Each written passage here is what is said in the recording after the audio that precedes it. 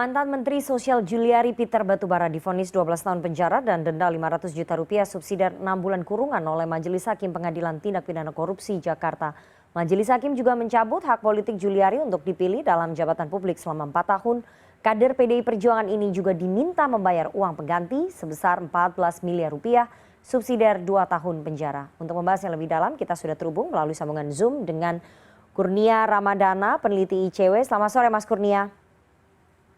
Selamat sore, Mbak Rifana. Ya, dan kami berusaha untuk menghubungi dan mengundang seluruh tim kuasa hukum dari mantan Menteri Sosial Juliari Peter Batubara, namun tidak ada satupun yang bersedia untuk hadir dalam diskusi kita sore ini. Tidak apa-apa, yang penting saya sudah menyampaikan undangannya. Kita langsung bahas saja, Mas Kurnia. Kalau kita melihat vonis majelis hakim ini sangat mengagetkan ya, karena lebih tinggi daripada tuntutan jaksa penuntut umum, yakni pidana penjara 11 tahun. Akhirnya majelis hakim memvonis 12 tahun pidana penjara. Bagaimana ICW melihat vonis yang lebih tinggi dari tuntutan JPU ini, Mas Kurnia? Iya, Mbak Rifana, bagi ICW sebenarnya vonis yang dijatuhkan majelis hakim kepada mantan Menteri Sosial tersebut benar-benar tidak masuk akal dan semakin melukai hati korban korupsi bansos itu sendiri. Bagaimana tidak? Karena kalau kita melihat dampak korupsi yang dilakukan oleh Juliari Peter Batubara, sebenarnya yang bersangkutan sangat layak untuk mendekam selama seumur hidup di dalam penjara. Ada beberapa argumentasi kenapa kami tiba pada kesimpulan itu. Pertama, misalnya Juliari melakukan kejahatan saat menduduki posisi sebagai pejabat publik. Maka dari itu berdasarkan regulasi pasal 52 KUHP, harusnya ada pemberatan bagi seorang pejabat yang melakukan kejahatan. Yang kedua, sebagaimana tadi disampaikan dalam VT CNN, kejahatan itu dilakukan di tengah kemerosotan ekonomi dan kondisi kesehatan masyarakat karena tertimpa wabah pandemi COVID-19. Apalagi korupsi itu dilakukan terhadap bahan dasar atau kebutuhan pokok masyarakat, yaitu bantuan sosial. Selanjutnya kami juga melihat hingga pembacaan nota pembelaan atau pledoi, Juliari tidak kunjung mengakui perbuatannya. Maka dari itu kami menganggap karena berdasarkan pasal 12 tersebut memungkinkan hakim untuk menghukum berat seumur hidup penjara, kami mendorong hal tersebut.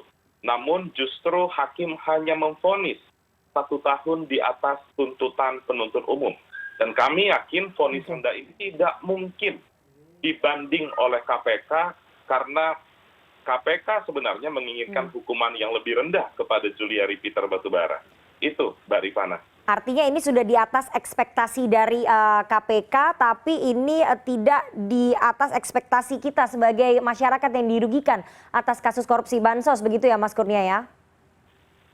Benar, karena kita tidak mungkin lagi menitipkan ekspektasi kita kepada KPK, karena selama ini cukup banyak saya rasa kontroversi dalam penanganan perkara bansos, dan publik juga dengan mudah melihat bahwa KPK terlihat enggan, bahkan takut untuk mengembangkan perkara ini ke pihak-pihak lain. Begitu, Mbak Rif. Tadi Anda menyinggung soal nota pledoi ataupun nota pembelaan dari Juliari Peter Batubara bahwa kita dengar bersama cukup mengagetkan bahwa Juliari Peter Batubara mengaku tidak bersalah, kemudian minta dibebaskan karena menderita, keluarganya dicaci maki. Anda melihat apakah majelis hakim menjatuhkan vonis yang lebih berat 1 tahun ini karena juga melihat tidak ada rasa penyesalan, tidak ada rasa bersalah dari Juliari dalam nota pledoinya itu? Bisa disimpulkan begitu, salah satu yang memberatkan? Iya, jadi apa yang terbukti secara sah dan meyakinkan Juliari menerima uang puluhan miliar, tapi tidak sejalan dengan vonis yang dijatuhkan. Bahkan Mbak Rifana, kalau saya cermati dari beberapa pemberitaan, majelis hakim juga menyampaikan alasan meringankan karena Juliari sudah dihina oleh masyarakat. Tentu ini menambah catatan kelam lembaga kekuasaan kehakiman. Pertimbangan meringankan ini yang sangat jauh. Tentu kita masih mengingat ada kasus Edi Prabowo, Juliari, Pinangki Sirna Malasari, yang juga alasannya sangat janggal diutarakan oleh majelis hakim. Begitu, Mbak Rif.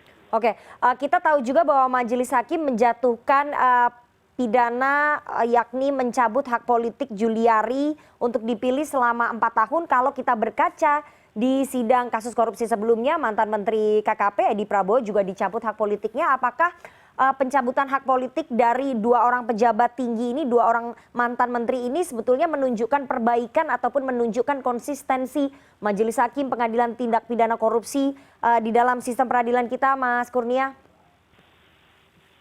Tidak, saya rasa tidak ya Mbak Rifana. Okay. Ada 4 indikator hukuman yang bisa digunakan oleh Majelis Hakim untuk menimbulkan efek jerah.